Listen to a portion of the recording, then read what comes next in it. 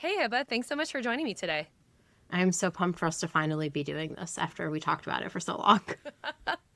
Okay, so my audience is not familiar with how iconic you are. So before we begin, could you tell me about yourself, your career, and what you currently do today? Oh man, what a loaded question, though. I am Hebba Youssef. I'm the Chief People Officer at Workweek, which is the creator led company that Kiah and I both work at. Right. And I'm also the founder and creator of a brand called I Hate It Here. So 4 years ago, when I joined Workweek, they asked me not only to join as their CPO, they said, hey, have you ever thought about creating content? And I thought they were absolutely batty. I was like, who? I've never done that. Why would they think I would be Right. good at Why that? would I write about being in HR? Why would I write about it? Yeah, I'm like, that doesn't seem fun to me. And then they convinced me to do it. And now I've been doing it for 4 years. I send a 3 times a week newsletter, host a podcast called I Hate It Here, and write a lot about what it's like to do this job. I think about when I'm writing my newsletters, I mostly think about what advice I wish I had gotten the first time I was doing any of this work. And it's been really fun. I also have a community of like 10,000 people leaders who are working across so many different industries. But the thread and the through line is this job is really complicated if you don't have other people to talk to about it. Yeah, and I think one thing to touch on here is, I am a creator and I write FinTech Takes Banking. And my audience kind of works at banks, does work at banks or wants to work with banks. I think they do that. Yeah, they might, but they also work in a bunch of different roles, and it just touches banking. And your audience is people who work in talent or HR. do you have something bad? Do you call it something cooler than HR? People. So it's like people ops, HR, people ops, talent development, Okay.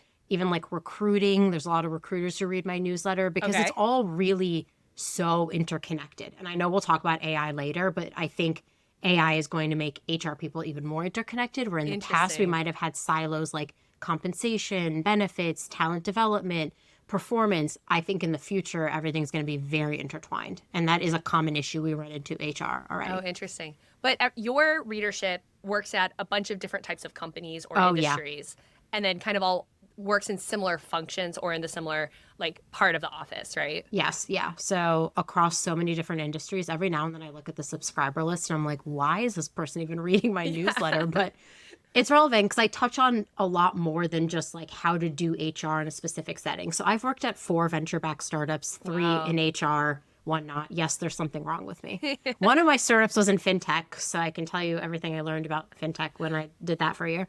But it's a lot of different industries, people in different roles, and we're all experiencing kind of like similar challenges. So it doesn't really matter sometimes per Right. se the industry or the company you're at. Our struggles are pretty similar, like same, but different a lot of the time. Totally. Okay, so with that in mind, what do you know about banking? Okay, weirdly enough, I know a lot about the 2008 financial crisis. I love mostly that. because I like took a financial acumen course online once because I was like, I'm not smart enough about any of these things. And Right. it started with the 2008 crisis, which I thought was a weird place to start a chapter. And then the next year, The Big Short came out. And I was like, I'm even now more obsessed. Amazing. So really, I don't know exactly a lot about banking, but I know a lot about the salacious moments of banking Right. and Okay. and that it's a very regulated and compliance focused environment. Sure. So And, everyone well- I know in banking says that. And I will say, HR also has a lot of compliance and regulations too, right? As a function itself, you don't get to do just whatever you want. There's laws at every turn that say what you can't do, and then there's probably some stuff that's about like employee protections or rights, right? Yeah. I would Okay. say probably like working in HR at a bank or in banking is probably the most regulated form of HR you're going to get. Oh, Second to fun. like probably higher education. I have Okay. a lot of friends who work in higher ed and they also have a bunch of laws and regulations of things they can and cannot do. So I think like that would probably be very interesting. Yeah. Okay, so my audience, like I said, works or is interested in banking, probably not super interested in HR, but actually probably cares a lot. I know. It's not Sad. personal, but they care a lot about talent. And I'm Yep. sure you care a lot about talent. So that's why I wanted to talk to you about this. Yeah. About this topic. So First off, like, how do you think about the work of HR or what HR does in a company, especially if they do it well? Yeah. And then, like, what are some things that they do tactically, and what are some things that they do strategically as part of your answer?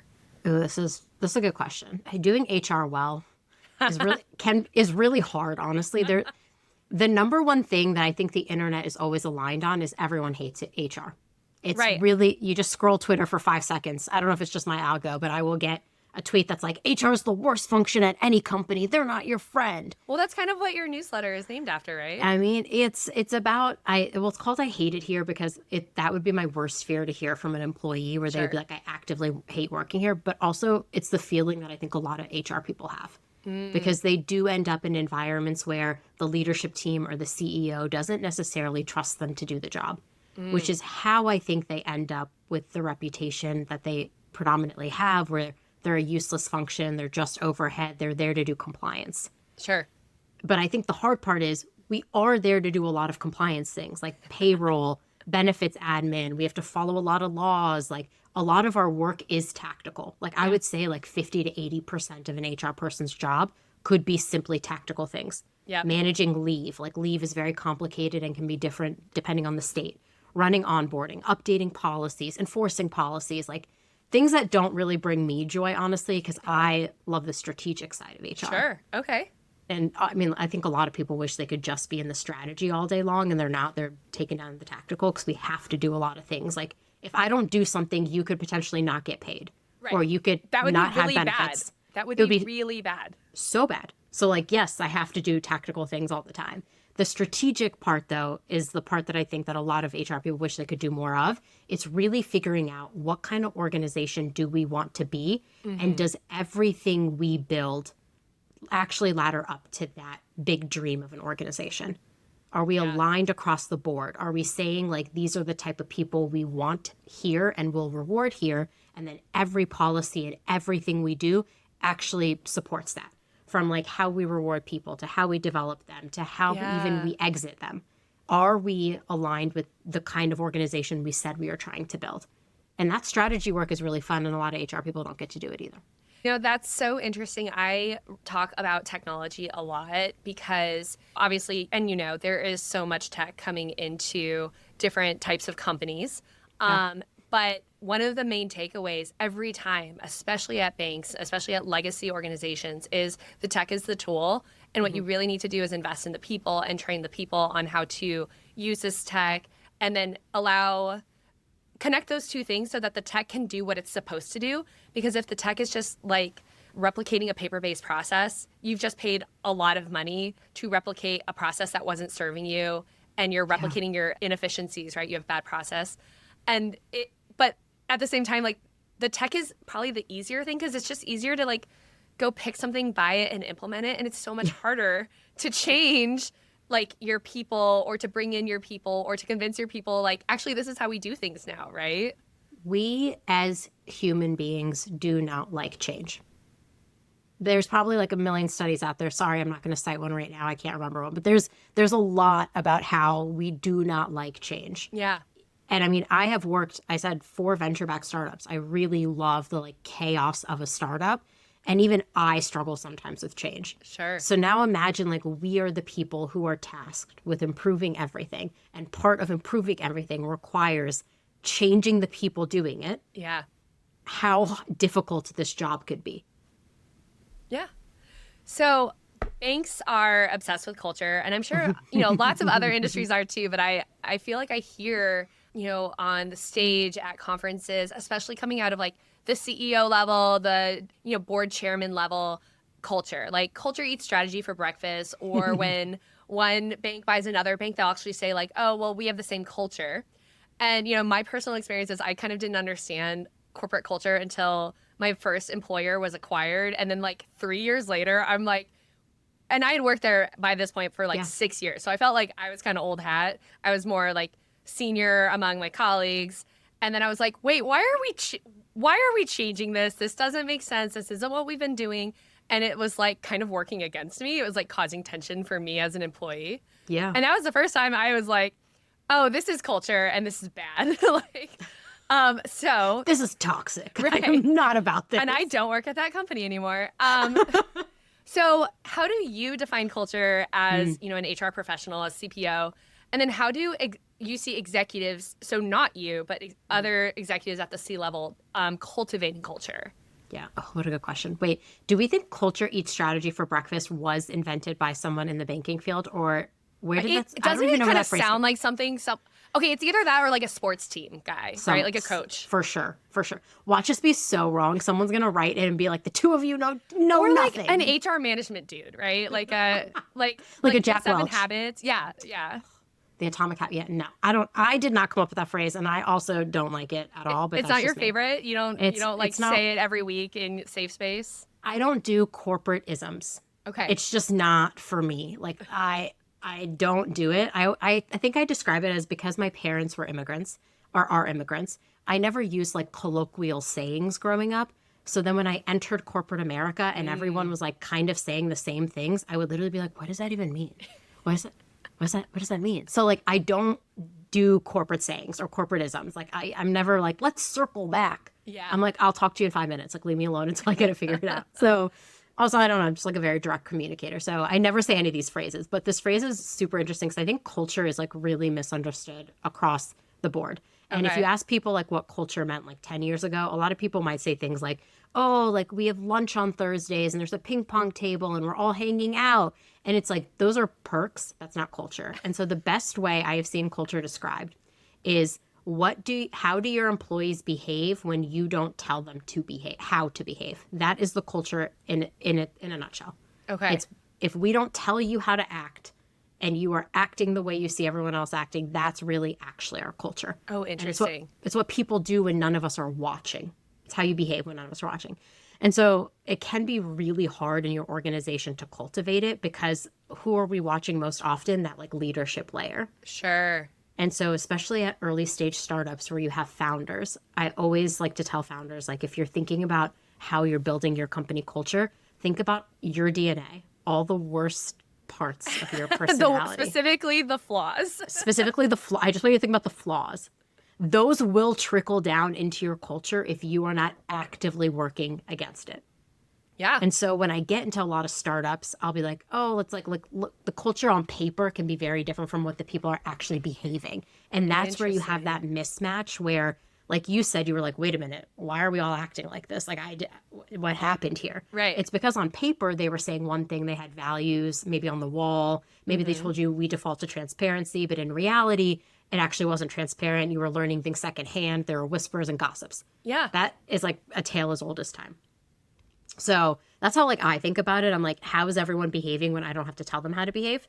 Yeah. And then when we show up in every instance, are we reinforcing the things we say we behave? Like, is that say do gap very small? Are we saying and actually doing the thing we say we're saying? Yeah. That's also really interesting. But if you want to like dissect a culture, like at an organization, you can also look at like who gets promoted and how do they actually get promoted? Yeah. What behaviors get tolerated in high performers? Like if you've ever had like that one guy who's an asshole at your company and everyone's like, yeah, so am I allowed to curse on this podcast, by the way? I think only adults listen to this podcast. Okay, but great. the bankers, some bankers can be a little more conservative in attitude and language. Sometimes and also Alex cusses and I don't cuss, or I try not to. Alex will drop F-bombs and I think I'll do B-level swears. Okay. So. I will say sometimes there's like a jerk at your company and everyone's like, oh, so-and-so's a jerk, but he's a top performer. So like we can't do anything about it. We can't do anything about it. Yeah. No. Like how quickly bad news moves up across the chain. Like if there's like big gossip culture where you tell one person and suddenly it's like, don't tell this person. And then everyone finds out 10 minutes later. Yeah. And then I think another really interesting one is what people really say about leadership when executives are not in the room. Oh, that is so interesting. So there's a lot, like you just like think through those, cycle through those at your org, and you can quickly figure out what is my culture. Yeah, so it's funny because someone told me once, like the way it was in an interview, it was a banker, and he said we say culture is like how we do stuff around here, and I was like, well, that kind of doesn't really seem like culture. Again, it's like kind of strategy tactics, right? But the way you just explained it, that makes a lot of sense, right? And it's not the like ideal in a perfect world if everyone was behaving well today. It's like actually, no, this is who showed up for work today. This is how they showed up. This is how they did their job. This is how they interacted with people. And I do kind of see that like that those are like really small. I mean, they're like straws, right? Straws on a camel's back, right? And then the whole thing is culture, right? Yeah. It's like it's your DNA. Yeah. It's how people are really behaving day to day. So like if you are in an organization where everyone is like mean and nasty to each other, that is your culture. Right. That is your culture. Like it can be cutthroat is like a very real thing. There's a lot of, I feel like banks that have cutthroat cultures. Maybe I don't know.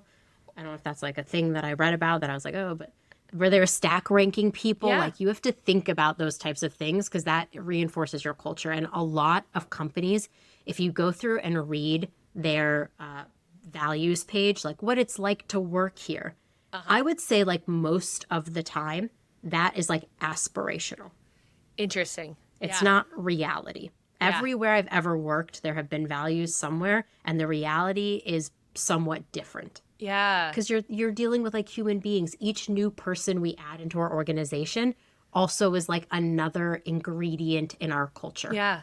Well, and then what can someone in the HR function do if the company executives say we would like to use our culture to direct us towards the type of organization we want to be, and the HR personnel is like, I don't think we're there yet. How would you kind of give that feedback or close it? And just thinking like tactically for these banks, right? Like how, if we want to add more AI, like, and I feel like we have maybe an older workforce, or maybe our tools are a little more rudimentary. What are some things like an HR professional can do to kind of, facilitate that culture change? Yeah.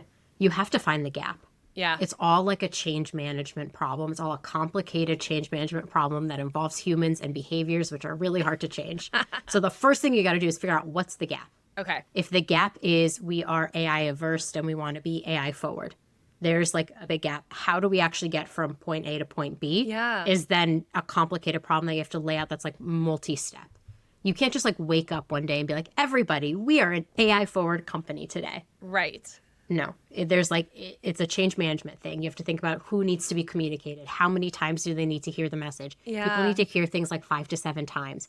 What are the resources we're giving them? How are we guiding them through this? Where is the executive focus? Like, are our executives modeling the thing that we really want? Yeah. So like a culture change can be so complicated because it's not just you wake up one day and decide the culture is different. It's like you have to think about how do I get the people there? How are we communicating the things? What resources am I giving them? And then are we always modeling it every single day? Yeah. Yeah. Because it'll fail if the leadership level itself is not committed.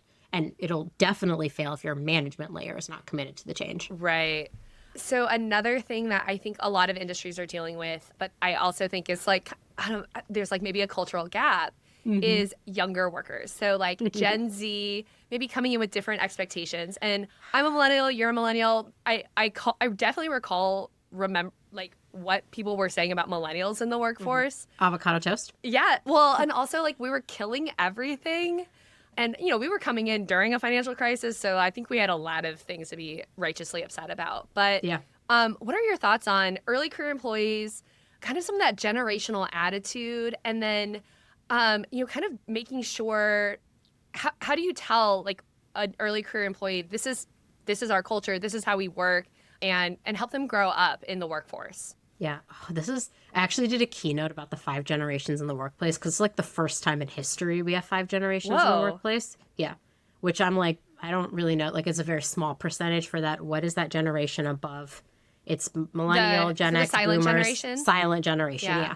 So there's like a small, like maybe 2% of the workplace is of that generation. But they're all in charge, so that's the most important thing. They're all in charge. But what I think is so interesting about new generations coming in is like boomers said it about Gen X. Gen X said it about millennials. Millennials are saying it about Gen Z. Like the through line is constantly that we're saying that these younger people are asking different questions and aren't accepting of the status quo. That is what I think is the most interesting part about generations in the workplace. The new generation comes in, the status quo is actually different. And so where you and I as millennials saw the 2008 crisis, we graduated probably in one of the worst job markets out there, although today's job market is much worse. Yeah. It's much worse than both of those times. So there's that. I'm looking at Gen Z and I'm like, this is a digital forward generation. They grew up with the internet. I remember what it was like to do dial-up. I remember what it was like to page my sister. I was talking about AOL and AIM yesterday, like chat rooms and stuff. Yeah. Message boards. I one time in a meeting was like, yeah, and then I had to page my sister. And I remember I managed a Gen Z employee and they were like, what's a pager? And I was like, have you ever seen Grey's Anatomy? It was like the one reference I could give them. I actually don't still know how pagers work, so we can't talk about it, but not for this one. But like I remember facts. Like I remember all these things. Gen Z grew up with the internet at their fingertips. Right. And so I feel like they also have access or expect to have access to answers to their questions readily available. Sure. And so like as they're coming in and challenging the status quo, like the one thing that I've noticed the most about Gen Z is they have so much access to information. So the best thing you can do is like actually tell them what they want to, not what they want to hear, but like tell them the truth. Yeah. Be transparent and straightforward with them and tell them like, hey, if you're expecting, I remember one time a Gen Z employee was like, I'm ready for a promotion. And it was like month 3. Nice. And I was like, hey, so you're still onboarding. Like, yeah. I was like, hey, I love that energy. I love that you want to be promoted here. We definitely want to grow. You're in month 3. Like you're still onboarding and learning this role. Once you learn this role and you do a really good job, then I think we can talk about what comes next. Yeah. And so I think just being honest with them, like they don't want, I feel like they're the generation that like wants the least corporate speak. They just want no you strategy, to tell them. culture eats strategy for breakfast over here. None of that nonsense. They're gonna roast you on TikTok. Like, they don't want that. And they also like don't really seem interested in appearances. Like the appearance, a lot of them are like, I mean, I need more data on this, but I feel like they're just like, I'm good doing my job. I don't want upper management. That's the other thing too. I don't remember when you entered the workplace, it was all about becoming a manager. I mean, it's funny as a reporter, my career trajectory was going to be an editor. And that wasn't something that was going to, I think, bring me a lot of joy. But you're right. I do recall like that at least when we joined the workforce, we understood the corporate ladder and advancement. Yep. And we kind of understood like that's the career path for different types of roles. And I can kind of see that that's not maybe either they don't understand it or they understand it and don't want it. Yes, I think a lot of them are opting out. I don't want to speak in broad generalizations because that can irritate a lot of people, but I have seen a trend where a lot of people are not excited or want career development through management, which is something in HR I've always been a proponent of having a strong individual contributor track and a manager track because being a manager, no joke, would say this a million times over again, is the worst job at any organization. I actually think it's worse than HR. And being a manager in HR, double whammy. Being a manager in HR in banking might actually be 3 strikes, you're out. But it is a really hard job. And I think Gen Z of all is like really honest. They're not about that like loyalty game. Yeah. Like that talking point has changed so much over the last few years where people are like. From the boomers to the Gen Z on the loyalty, man. The loyalty has just declined over every generation to an organization because we all are aware if something dramatic were to happen to you or we would replace you. Essentially, like you would have to be. Yeah. Like something would have to happen, maybe tragic, and then I would have to replace you. Like we all are aware that we're replaceable. Yeah. And I just think Gen Z more than any other organization is like, I'm aware my loyalty is at an all-time low. I want the things that I want. And what they really want are the same things you and I have always wanted. Right. Fair compensation, respect, and growth in our job. Yeah. Well, everyone wants that. It's funny because, and you're right about the individual contributor. Again, my career as a journalist I've always wanted the senior journal reporter track rather than the management track. But one thing that I noticed in myself was when I was like, I don't want to manage people, I became a little bit more of a coach or as like a mentor. So like kind of that, because I wasn't the direct manager, I was able to kind of say like when new people would join the company, I'd be like, oh, here's all the stuff. And now as a soccer referee, like as a creator, I don't manage anyone and it's awesome. And I'm so upstream of so many things. But I referee soccer, and I have taken some of that experience. I've gotten kind of off of the referee track for advancement, but I have gone sideways into the coaching mentor track. Ooh. And it's been really great because I'm still an active referee, so I will still work with some of these more junior referees, younger referees who are on their development track.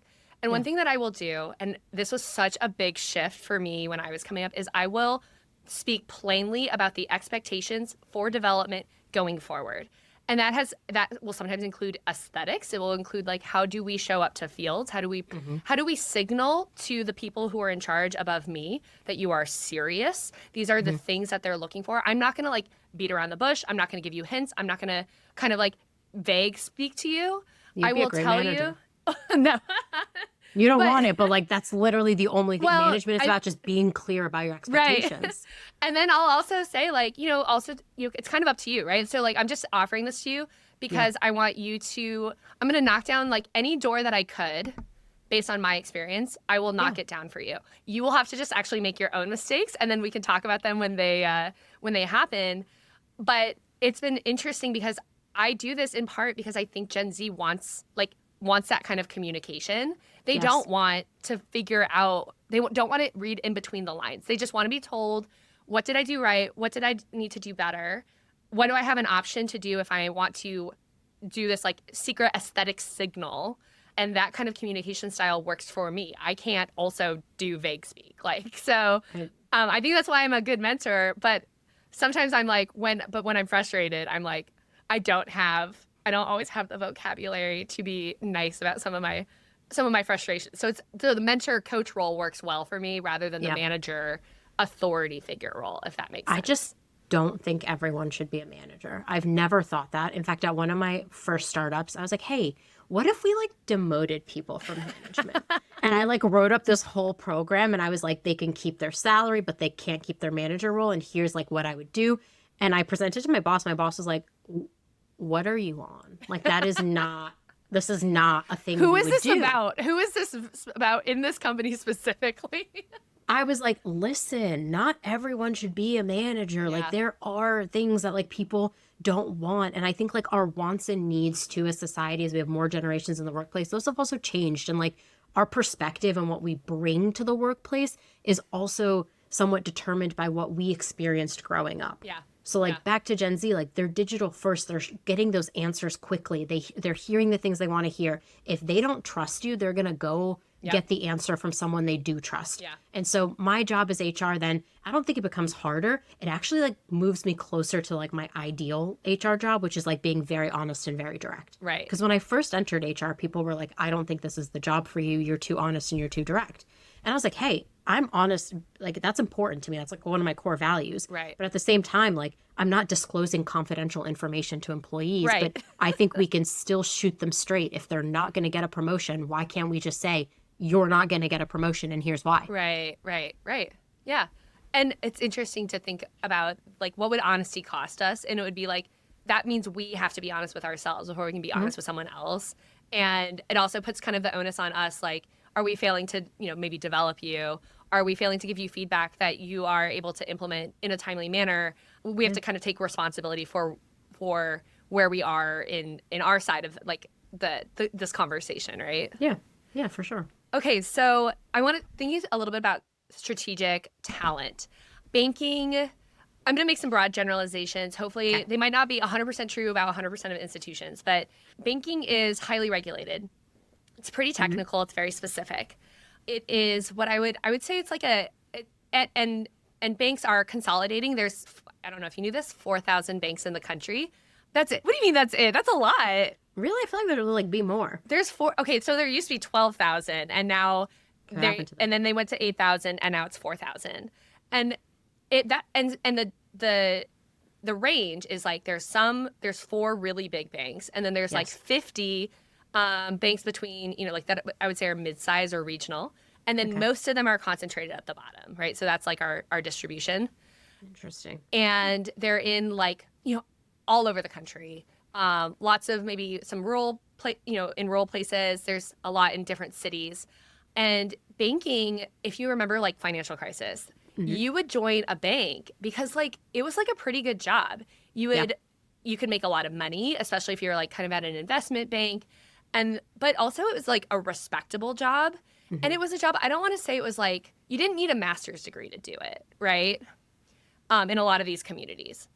And so banking had like a pretty clear like application pool, a type of person, a type of college grad. Also, you could work your way up from a teller and just learn the operations and go up through senior management. Yeah. And in the last 20 years, that's really changed, especially like where do young college grads want to work? Where do they want to live, right? So if you're in a rural place, but then also, you've seen it, tech has come in and taken certain types of talent that might have gone to a bank and is now, maybe at an AI startup, maybe at a fintech. And so banks have some issues with talent.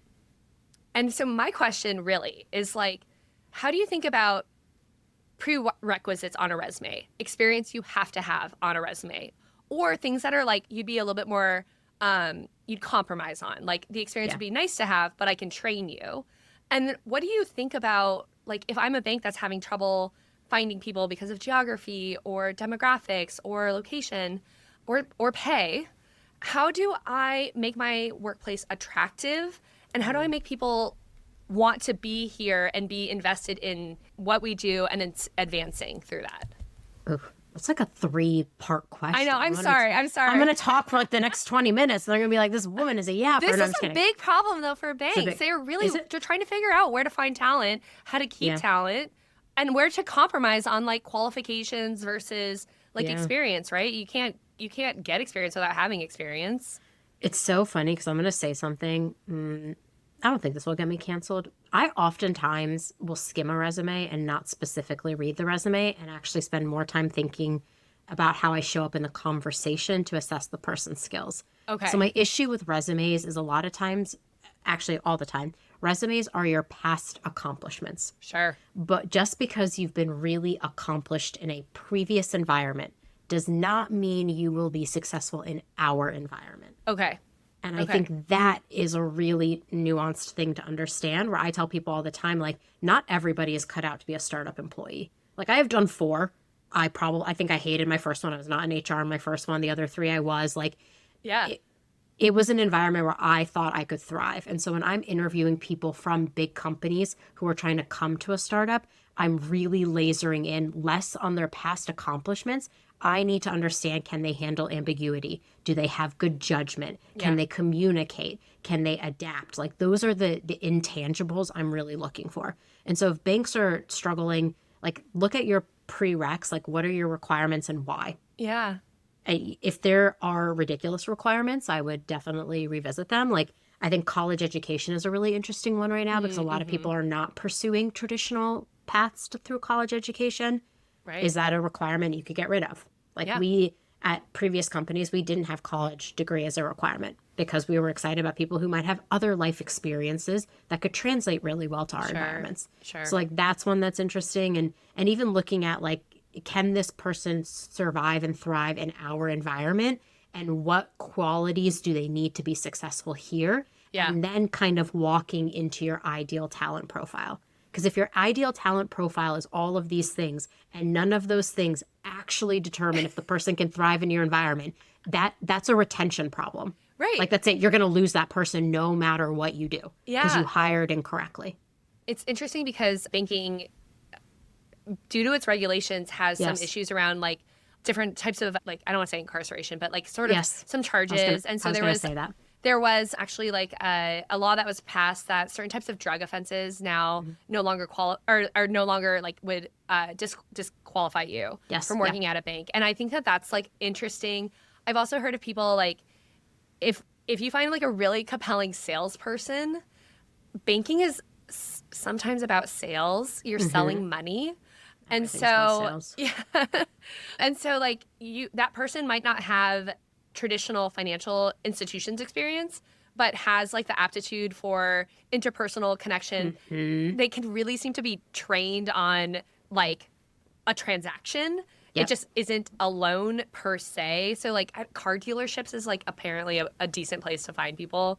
But it's just been really interesting to where do you find talent and can you like grow the talent once it's in your institution? I think if you're really struggling with retention, you need to like think about go back to your hiring. Like, retention is a hiring problem at its core because it potentially means you hired the wrong profile for your environment. And I think like the thing everyone should remember is like hiring for people who have done the exact thing or maybe like opting for credentials is like a cheaper investment up front, but potentially could take slower to pay off versus hiring for people's capabilities and building them up is a more expensive gamble in the beginning. Yep. But it actually creates that retention you want. Yeah. You want people who want to learn and grow. You want people who are adaptable. Like all of your hiring should really be pressure testing that. Yeah. Can they be wrong about something? Yeah. How do they react when they are wrong about something? And what do they do to learn from it? Like those are the type of people you want because that means they're going to learn and grow with your organization. Sure. Yeah. Whereas the people, if you're hiring immediately for credentials, that means they might be good candidates anywhere else. Yep. And their option pool is going to be wide and they're continually always going to be looking. Yeah. I think you have to look at your specific organization and ask yourself, where are we having this bottleneck? And from there, then you walk back into your plan on how do we actually hire effectively to solve this problem at our specific org. So we alluded this to before, but I want to talk about AI. I know you as a creator have been doing some, I don't know how you discuss them, like virtual work sessions. Vibe builds, yeah. Yeah, vibe builds with AI. And you have talked about how AI is going to transform the HR function. You know, how is AI going to change who works at companies? And you mentioned that the job market is really terrible for Gen Z. What role do you think AI is playing in that? And then how do you think AI might change like a company's culture? Yeah. You know that there's like a quote from Mean Girls where she's like, I couldn't stop myself from always talking about Regina George. And I just thought to myself the other day, it's like, that's me with AI. Nice. I have a list of things that I am very doubtful on when it comes to AI. Like I also we have like a big data center issue where I live in Virginia and I'm like, I'm not sure I'm really down because building these big data centers, which are going to cost our electricity go up and our water. And there's also like this ethical concern with AI. And personally, as a creative at my soul, like, yes, I am a chief people officer, but I am at my soul this creative, messy little creature who like loves art.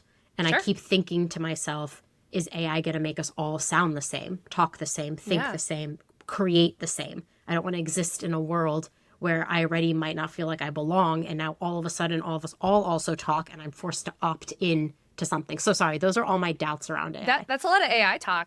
I have to also be mindful of those doubts as I'm talking about like the things that I am excited about and how it could change. Like there's still so much coming out every day on like how it's going to change our work. Like most recently a study was like people are spending more time editing AI work slop than actually doing their jobs. Great. So like I think it's going to change our structures and our environments and our work, but I don't think we're there yet. I think we're in the mess of it.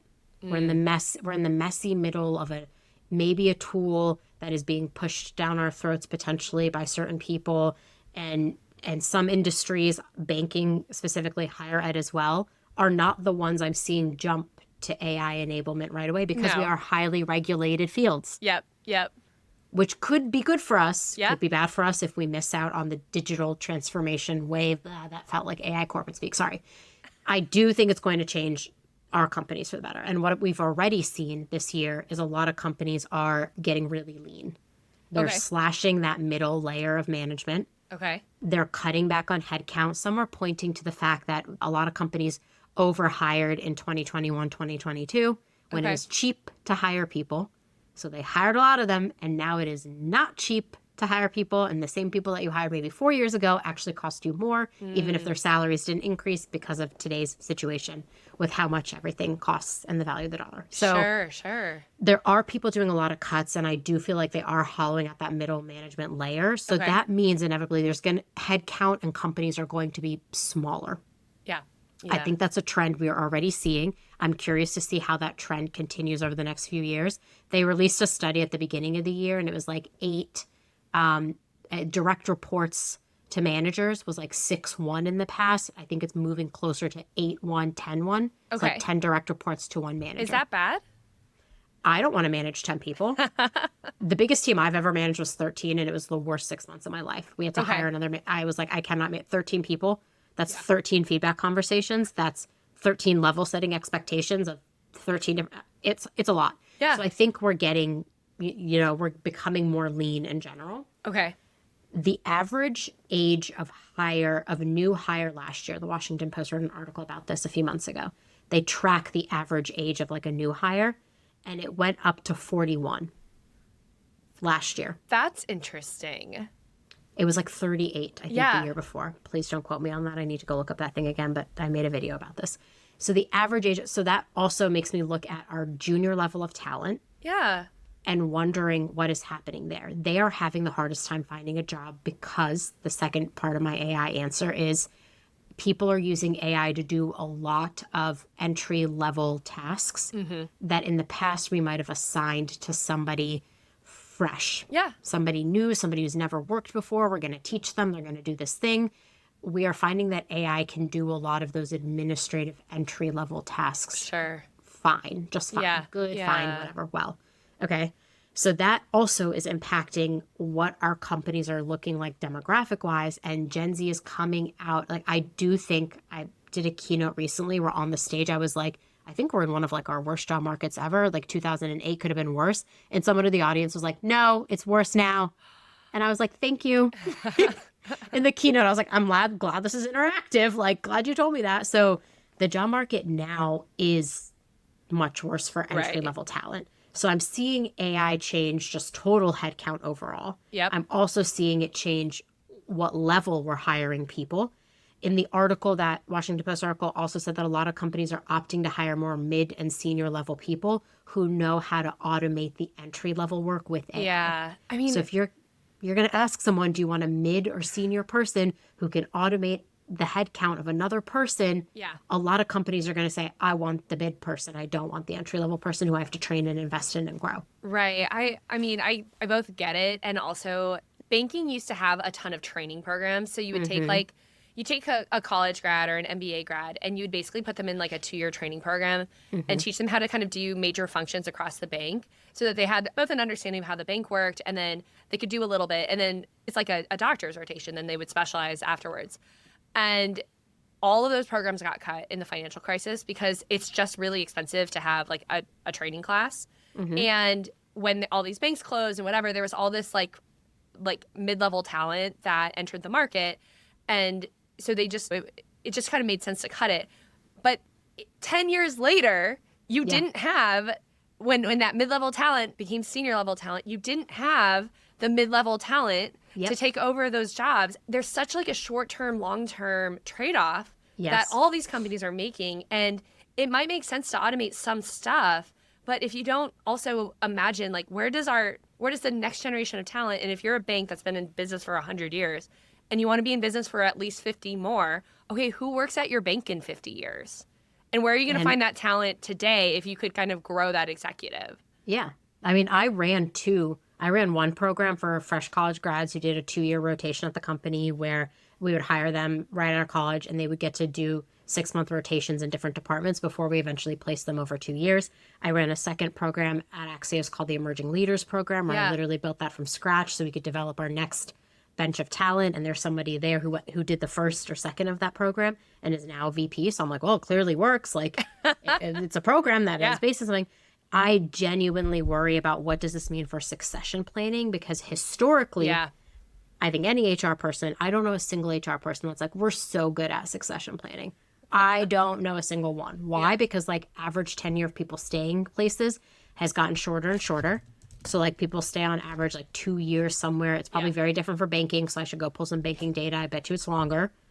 But even me, like I'm at Workweek now for 4 years next month, and that's the longest I've been anywhere in my career. Wow, congrats. I know. I'm about to like. I'm so honored. I know. I want to keep ruining y'all's lives every day. Just kidding. I'm having a lot of fun, so I'm like not going anywhere. But the succession planning part of this is the biggest question mark for me. Like the AI is shaking things up. I just wonder, like, what are our orgs going to look like in 4 to 5 years? And I preach a lot about HR being more strategic and less reactive. And then I'm looking at a future and now that solely involves me being reactive for the next 5 years. And I'm like, I don't want to just be reactive. I deserve the right to be strategic and dream and play my games in my head, my chess pieces, and move all the pieces into play, and then sit up and be like, look, I manufactured all of this. Yeah. But that's not the case. And it's tough. You mentioned succession planning, and that's a perfect segue because the impetus for inviting you to come onto my show was a analyst report that I had read, and it was about a bank that had announced a CEO transition. The CEO that was retiring sometime this year was, and I'm so sorry to mention ages, but it's a 69-year-old executive, and the replacement was going to be a 65-year-old. And, from my background in banking, especially at thinking about the executives, is succession planning. And I felt like this was likely a suboptimal succession plan, in part because of the similarities in ages, and then kind of extrapolating like the tenure of this new executive and how long succession planning can take, especially if you don't have someone who's essentially like the right-hand man ready to go. Yeah. And I wanted to talk to you about this because it can't just be how I read these situations. From your expert position, what are your thoughts on, an announcement like this and knowing that this is happening in the year of our Lord 2026? Yeah. I'm laughing because you were like, I don't want to make this about age, but the age was in the analyst report. It has to be about age. I don't want to make it more about age. So I'm like, we're not doing this from like an ageist standpoint. Like there are very clear laws around like discrimination based on ages. Also women, especially women in tech, there's like a real cliff drop off where they're not considered for jobs anymore past like 50 or something. My friend ran a whole report on this. It was very interesting to read around. I mean, bad, but amazing. But like there's data to show that like that is very tough. So it's fascinating watching the opposite in banking. It seems that people join banking. We got a career there. Here for you. To me, like the succession plan, it was less about the age and more about the thinking process. So it's like if you are replacing somebody with somebody who also worked the same amount of years at the same bank and they think very similarly, I think you're just setting yourself up for failure, because how will you ever innovate if the person you're replacing the CEO with is maybe similar thinking? Yeah. And we don't know that. Like we don't know anything about the new CEO. I'm not speaking as if I know these two people and I'm saying that it's the worst idea ever. But that would be how I would approach this as HR. Like if you're looking at a succession plan and I'm replacing someone like a CEO, my thought would be like, are we looking to take the bank or the organization in a different direction? Okay. Or are we looking to just operate a status quo? And if we're looking to operate just a status quo, potentially finding someone from a similar background who also maybe worked the same amount of years at the bank, who has the similar beliefs, that might be the perfect person to status quo it. But if you're looking for somebody who really is going to change things, maybe embrace AI or like lead you into the digital future, who even knows what that looks like, and you want fresh perspectives, then potentially going to somebody within the same exact work experience and the same exact years of experience, like that might not actually be the move. Right. And I think like even outside of AI, banks have many challenges around how are we going to find our next generation of customers? How are we going to compete against some of the non-bank fintechs that you have worked for in your past? And like, how is what is our executives' experience? Like, is this, are they familiar with this world, or are they reading about it like the rest of us because they're not a consumer and that's not how they transact financially with money, right? Yeah. There's another example here, which might not be as relevant for the banking crew, but like Anna Wintour, who's the editor-in-chief of Vogue, stepped down, and I think she hired somebody who her replacement is like much younger. I think almost maybe could be Gen Z. And they did an interview together, and the internet was like kind of roasting them for the interview because it was like so clear how different the two of them were. Yeah. And it's like you have to think about that. Like if you're trying to reach a different consumer. Yeah. Potentially the succession play is not to hire somebody who you've already had in that seat. Yeah. And the other thing out there too is like there are some like more experienced, seasoned people who are hungry to modernize and want to change the whole game. You got to go find those people then. Right, but like if you're just going to succession plan and replace with somebody with the same exact background, I just think you're not going to actually reach the consumer you're trying to reach, which is contingent upon how you actually grow and how successful the company can be. Like you got to think about, who am I actually trying to reach, and is this leader the right person to put us on that path to reach that person? Well, Hebba, this was so fun. I hope you learned a little bit about banking. I definitely learned a lot about HR. My final question for you, and I know you're not into corporate speak or corporatisms, but what's one piece of advice that you find yourself repeating over and over, either because you think it's super important or because you don't think enough people take this advice? Oh, man. You know that phrase, touch grass? Sorry. I do need That's to. the praise? No, I'm sorry. Okay. It's like, I think the advice I continue to give to people is like, your whole personality cannot be the thing you do for work. We are so complicated and complex as human beings. You have to exist outside of the confines of what you do for your job. And I just encourage people to like go out in the world and experience art, like books, movies, concerts, anything, paintings. Like, go out there and like try to experience the world. And I think that helps not only your creativity, but also your curiosity. Yeah. And the two things that I think are going to set apart like the leaders of the future are the people who are very curious and very creative. And I think they are going to be able to solve the toughest problems we're going to face in 10 years. So like the advice I give to people is like, go do something other than this job. Like, your job is great, I'm sure, and maybe you're curing cancer, and thank you so much for your work. If you're not, go outside and experience life, breathe air, be with community, find your people, and embrace art, because there's so much beauty in this world outside of what we do for work. Well, that was unexpected and so lovely. I appreciate that. I don't know. Did you want something more serious? Like, yeah, something about more inspirational, something we could put on a message board or a poster. Like, just go touch grass. There's so much beauty in this world, everybody. Like, we don't have to exist in just email. We can be people outside of the thing we do for work. And there's probably a million more interesting things about you and about me than what we do for work. I don't disagree, but I do want to thank you for joining me today. And if readers find what you said to be really interesting, they can find you on probably your sign up for your newsletter, right? You can just Google Hebba Youssef, and I hate it LinkedIn. Here. Sign up for her newsletter; it's really great. So I'm honored you let me come here and talk about HR. Like, thank you to all of the banking people who let me yap about HR, and you're still listening to this episode. There's some really interesting crossover and like problems we're trying to solve. So we'll figure it out together. All right. Have a great rest of your day. Thank you.